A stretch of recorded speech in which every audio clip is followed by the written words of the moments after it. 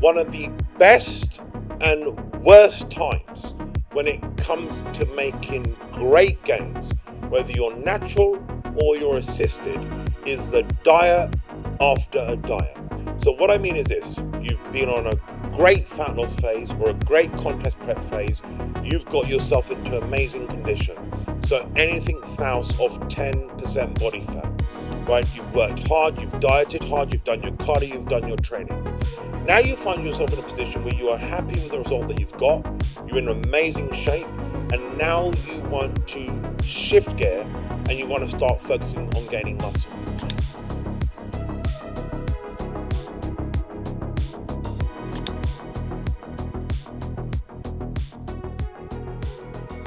Now, what you've got to realize is that after that contest prep or after that hard cut, your body, in layman's terms, is an anabolic sponge. Why? Because your insulin sensitivity, which is the master hormone in the body when it comes to building the body, is through the motherfucking roof. The problem with insulin is that guy is unprejudiced. He doesn't care. He's just a storage hormone. So all he does is unprejudicedly will either put into fat storage or put into muscle gain, right?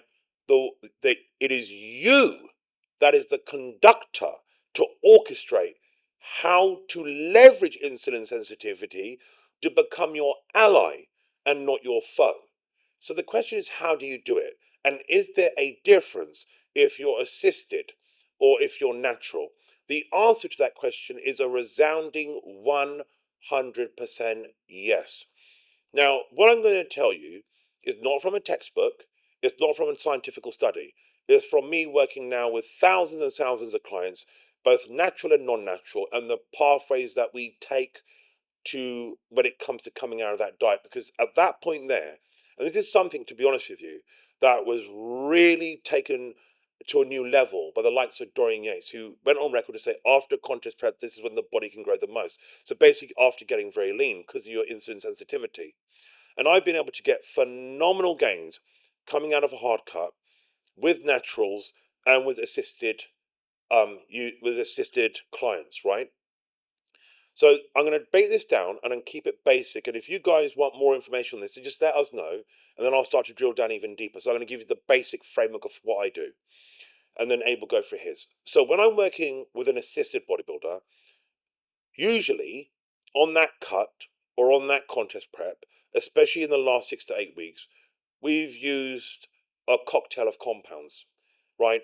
Now, whether we're using high dosage or low dosage is relative. When you're using multi-compound cycles, the first thing you want to do before you even think about going into a growth phase is to get healthy, right? I will not take a client through a sort of bulking phase when they finish a cut unless their blood work's spot on.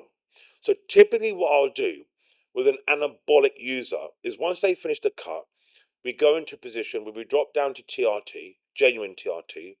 We see what their blood work is. We go on a cruise, and the goal is what we call a bit of a detox. When we talk about the body and what we're going to do here, think about getting a field ready for harvest. So I'm going to take them onto TRT, take them off their cutting cycle, right? Give their body 6, 8, 10 weeks, whatever is necessary, to get blood work into a really healthy position. Make sure that I keep them very lean, so I won't try and feed them up. I'll keep their diet on a very sort of consistent basis to what it was on the cut in order to hold insulin sensitivity. Because one thing that is unanimous in both natural and non-natural is that insulin sensitivity is an absolute key to growth. Okay? Is an absolute key. Whether you use anabolics or not, insulin sensitivity is a key. So even on an assisted cycle, sorry, even on an assisted client, what I want to do is maintain that insulin sensitivity. So I take them for a cruise. Once the blood work is good, then we begin a blast. Okay? And when we begin that blast, we have so it's usually between 12 and 15 weeks. The goal is to pack on as much muscle as possible within that sort of time frame. Sometimes we run a bit longer, sometimes a little bit less, just depending on how that individual's body responds. And then we go into a growth phase. The difference when you're using a blast phase assisted approach is that as you're adding food, you're adding anabolic compounds, right? So really and truly, it's almost like you're just growing out your skin. You are able to stay very, very lean. Because when you think about anabolic steroids, what do you think? What does everybody think? Muscle gain. What you don't realize is that anabolic steroids have an actual incredible metabolic effect on the body. And if you're lean, right, and you do a blast, right, where your body's very healthy, so it can metabolize the compounds really well and is in a healthy position internally, you're able to actually get leaner and bigger at the same time. One of the greatest advantages that anabolic steroids offer is that you can simultaneously do the impossible, add muscle and lose body fat.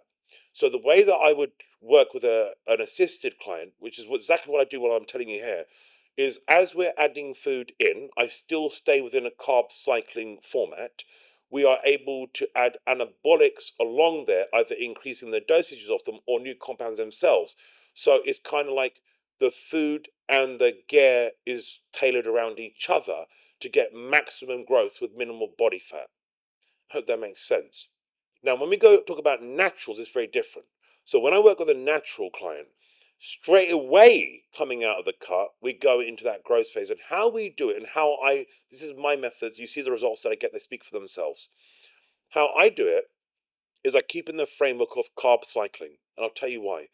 Carb cycling is the most efficient way to maintain insulin sensitivity. So if you imagine they've been dieting really hard, I will just sprinkle in at the beginning 2 to 3 high carb days, usually centered around training, right? What this allows me to do is gauge how their body responds. So on the lower carb days, I'll bolster protein and fats, but keep the carbs low because that's what creates the insulin sensitivity. The extra protein and fat will give them a bit more calories to work with, help them be satiated on those days in terms of appetite, and allow them, to have a bit more food to grow with. And on the carbohydrate days, whether it's 2 days, 3 days, or for some cases 4 days, this is where we feed up. But we leverage that insulin sensitivity by having it on training days in order to feed that muscle up where the GLUT4 receptors are going to be open because you're training. By doing this, what we're effectively able to do is feed a natural client up and minimize fat gain by focusing nutrition around training, keeping them in a carb cycle, keeping them insulin sensitive. And the key on growing lean, right, as a natural is really to take your time in adding food. You cannot chase a scale, right? You add some food in, see how your body responds. If I notice the client gains a bit of weight, I sit there, I don't increase the food, I let them train out that weight for a couple of weeks or that diet for a couple of weeks. Their metabolic response will increase. They will start to drop a little bit of weight. Then I know that there's space to add food in. And throughout that gaining phase with a natural, typically I'm carb cycling to leverage that insulin sensitivity throughout the journey.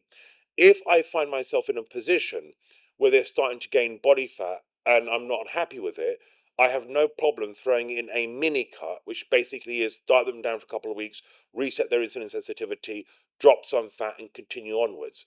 So with a natural, it's a very different pathway. Your only weapon as a natural when it comes to growth, obviously outside of training, which is a stimulus, is your diet.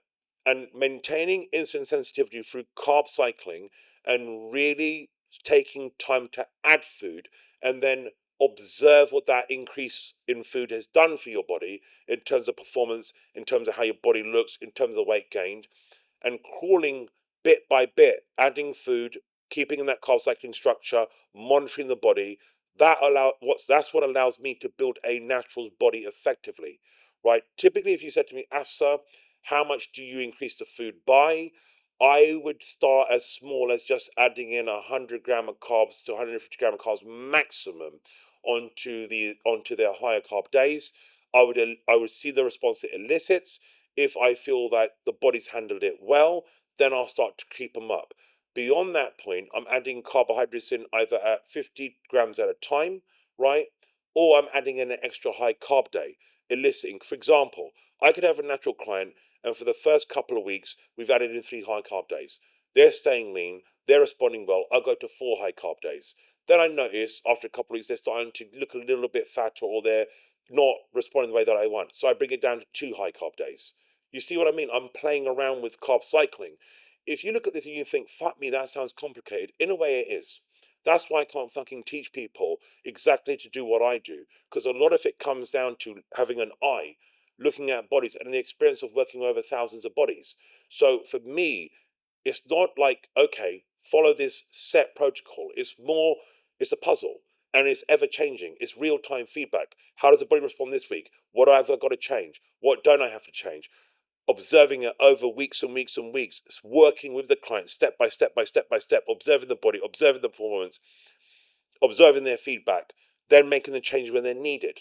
Do you see what I mean? So hopefully that gives you a kind of high level overview of what I do. If you want to go deeper into it, man, you know me, I could talk for hours about this. I'll be happy to. And I try to show it to you basically by sharing client transformations with you, where I go in depth with natural clients and assisted clients and tell you what I do. But let's hand it over to Ayub and see what he does.